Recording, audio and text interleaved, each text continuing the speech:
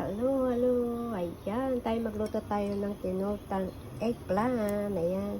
Nagbatil na pa ako ng 4 na itlog at aking na-marinate kanina habang ako ay nagbuwawalis sa aking bahay simento. Ngayon, lalagay ko na po sa palayok. Ayan. At mainit na ulit yan. So, ang gawin po natin, iyan natin sa iflat natin para lagyan po natin pa ng itlog. Masyadong malakas ang apoy. So, lagyan po natin ng itlog. Kasi kaunti na lang matitira dyan. Ayan. So, ayan na po siya. At naluluto na. Ito po yung unok na luto. Ayan. So, mamaya po mag-view ako ng sili. At na may kalamansi. Ito yung pagsasawan namin.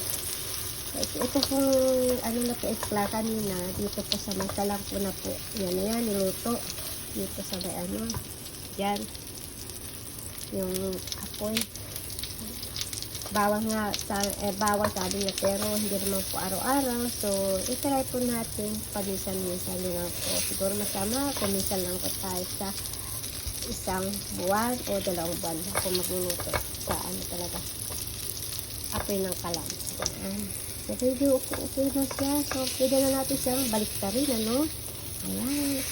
Pagka na siya, hawakan ko na lang sa ulo para, ayan. Ayan natin. Ayan. Mas okay pa yung kamay ko kaysa sa sandok, no? Kaya po. Ayan na po ang ating eggplant. Napakasarap po. Ayan. At medyo palakasan natin yung kanyang apoy. Ayan. At ako yung mamaya magsusundo naman ng aking alaga. Ayun, may tagal natin yung balat ko yung balat. Tagal ko ng kulot. So, ang ginawa ko po rito sa itlog, pati pa ako ng itlog, nilagay ko po siya ng asin, kaunting paminta. Kung may magic sarap kayo, yun na lang pilagay ninyo para mas malasa, diba? So, ngayon, habang parang na-marinate, kailangan natin squeeze natin yung eggplant para yung itlog ay mapunta sa loob ng eggplant. Ayan, napakasarap po yan.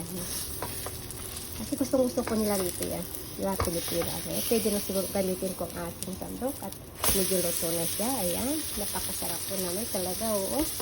Ayan po ang ating ulam ngayon. At meron pa dito manok na niluto ko sa luya. Ayan. Ganyan lang po ating ulam ngayon. Tinutang eggplant. Yan po, yummy. Tapos meron kami isang gulay mamaya. Yung paggagaling namin. Ayan po, ito na po ang ating lingkod ng OFW. Always smile.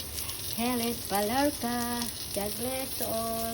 At sana po, tapusin po na natin ating yung ating video. At ganoon din po kami.